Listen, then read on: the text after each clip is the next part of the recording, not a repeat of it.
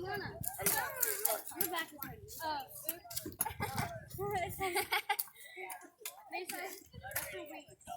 Oh, well, move your stabby.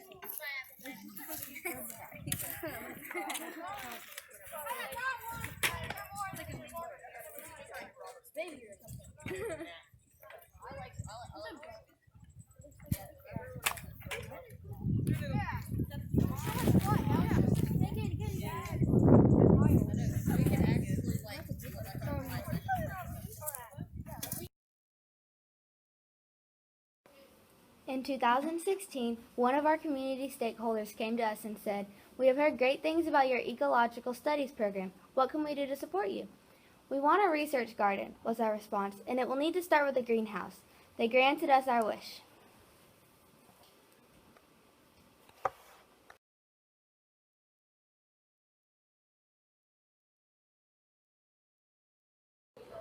Later that spring, a different corporate stakeholder came to us and said, "We have heard great things about your ecological studies program. What can we do to support you? We want to build a research garden, but the ground at our site is 4 feet thick paved, packed gravel. We need to dig down 12 inches and build beds at least 6 inches high above the level ground. We don't have trucks to bring in soil. We don't have tools to dig in this hard soil. Can you help us build a raised bed garden?" "How many beds?" the stakeholder asked. Our hope had been to build 18 beds to start and then build a few more each year. They brought in a bulldozer, an excavator, dump trucks, and a skilled crew. We built 48 raised beds. So we had our garden. Lots of schools have gardens, but not like ours. Fast forward to today. Our garden has over 60 raised beds of various dimensions, an outdoor classroom space built by a former student as a Girl Scout Gold Project, 10 native wildflower beds to support our native wildflower habitat restoration efforts, 20 high bush blueberry bushes, and a lemon tree in our developing orchard, the capacity to make up 6 cubic yards of compost per year, and a 720 square foot winterized garden. The footprint of our garden is nearly 6,000 square feet.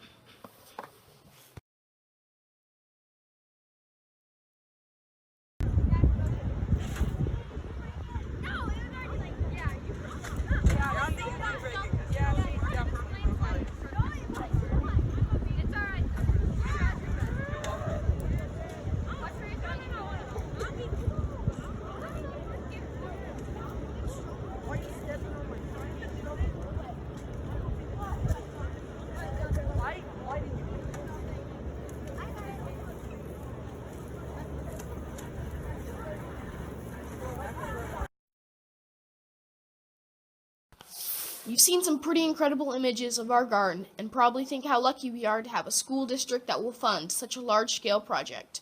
Well, we are lucky to be in such a great district, but the school district did not pay for this garden, and there are no designated funds in the district budget to help maintain it. They've helped where they could, but money is tight in a district that is one of the fastest growing in Georgia. Over 98% of the $40,000 raised to build and maintain this garden in the past 3 years has come through fundraising. And this is not part of our agricultural education program. This garden is part of a regular 7th grade life sciences class, and for the summer research. Gardens don't stop growing when the school year ends. Those are part of an extracurricular program that involves up to 25 students and parent volunteers. In fact, we don't currently have an agricultural education program in our middle or high school, but our team and the students in Mr. Melcher's class who are learning about hydroponics and aquaponics are working hard to demonstrate the value of dedicated agricultural program to the leadership of our district.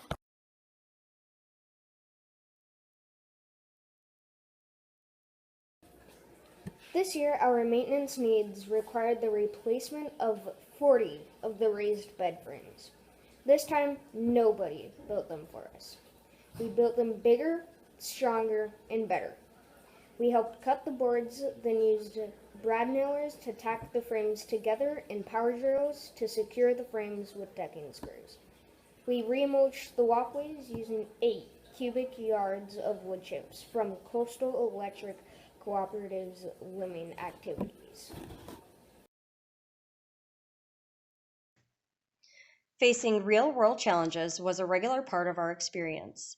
After a fall of unreasonably hot weather, which resulted in the soil being too hot for the germination of most cool weather crop, we experienced a rapid 60-degree Fahrenheit drop in temperature in a matter of days, which resulted in the soil being far too cold for germination. The temperature has remained unreasonably cold. We put word out to our stakeholders and scrounged to find whatever materials we had on hand to address the challenge of warming up the soil to at least 60 degrees Fahrenheit so the seeds would germinate.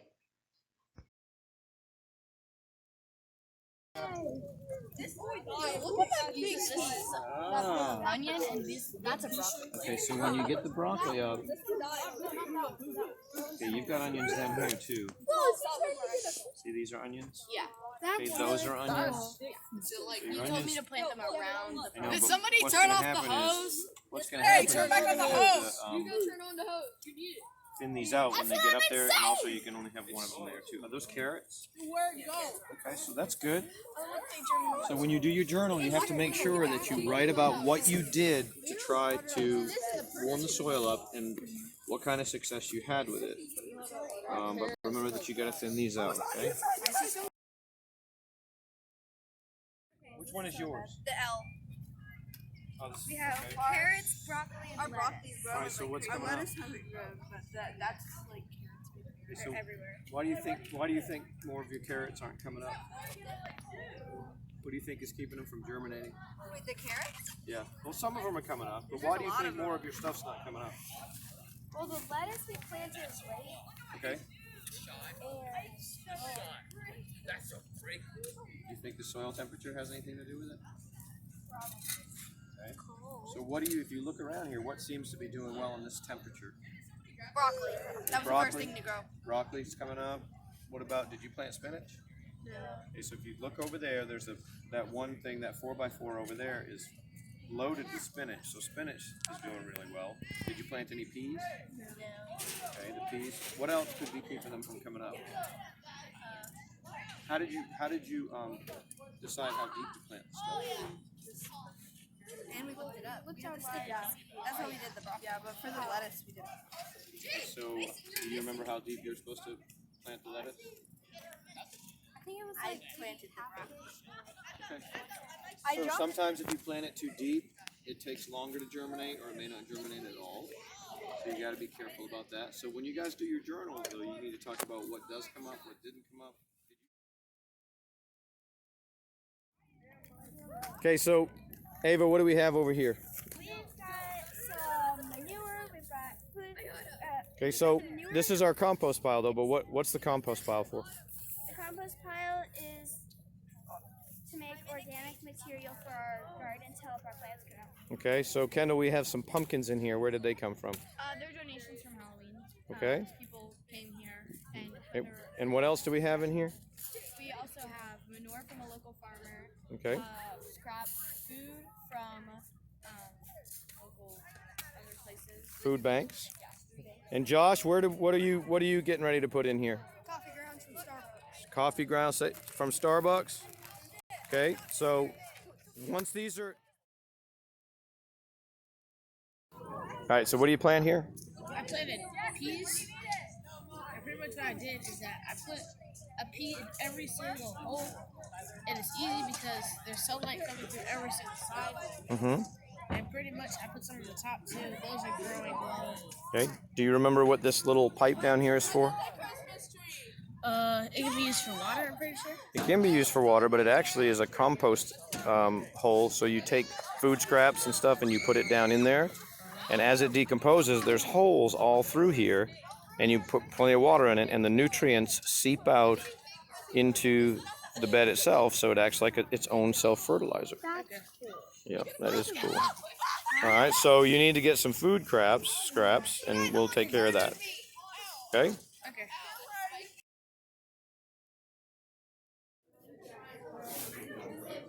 Okay, so with the banana peppers, so you have to take one of these, I don't care which one, and you're going to move it into the greenhouse because you can't grow banana peppers outside this time of year.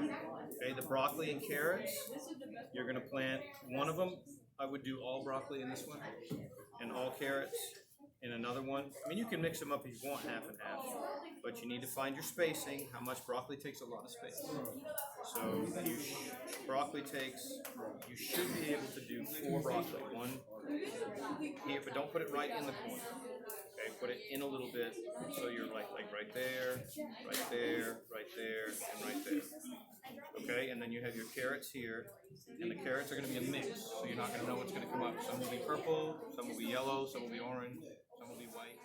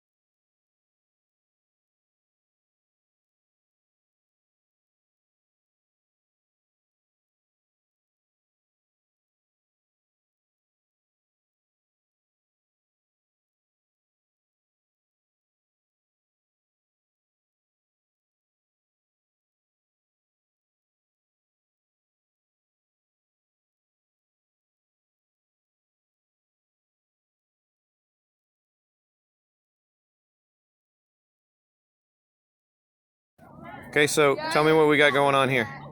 We planted trees. We're starting to come up now. Especially Okay, all right, awesome, thank you.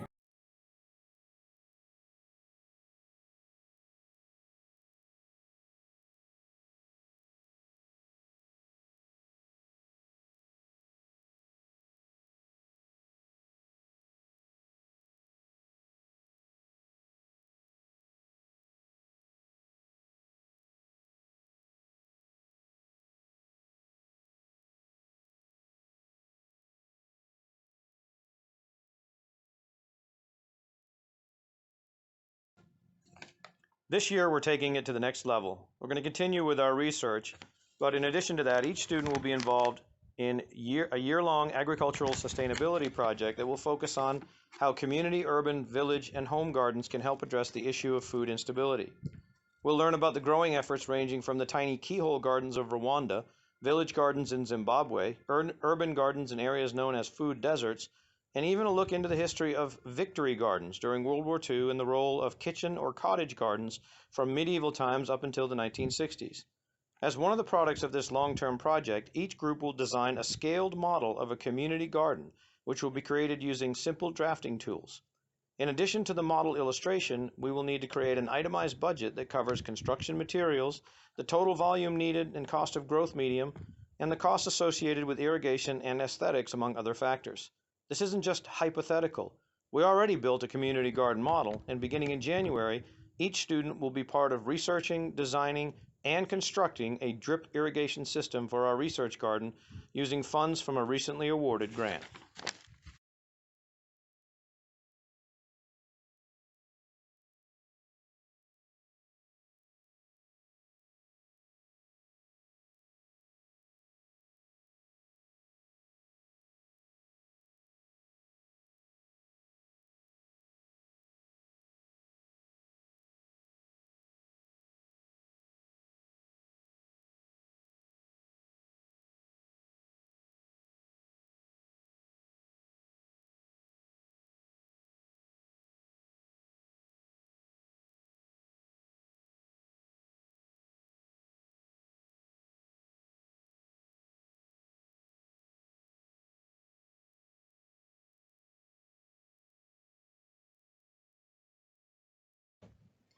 So how successful has our garden been? Have we been able to grow anything at all? Well, they say a picture tells 1,000 words. Here are some of our pictures.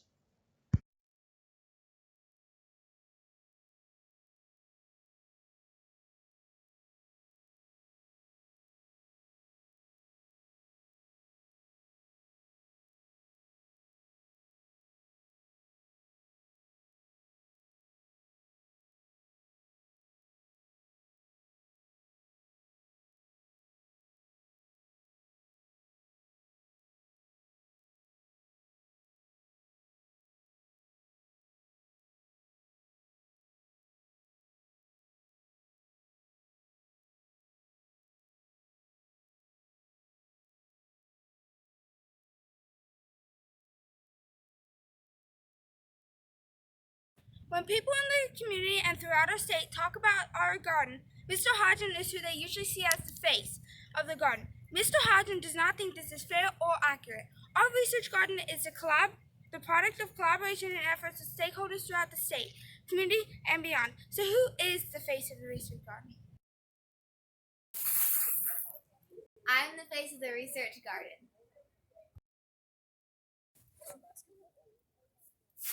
We are the face of the research garden. We are the face of the research garden. We are the face of the research garden. We are the face of the research garden.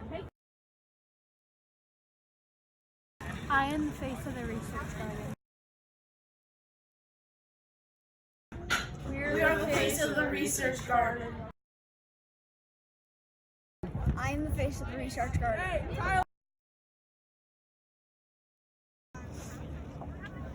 We are the face of the research garden. We are the face of the research garden. One more time. We are the face of the garden.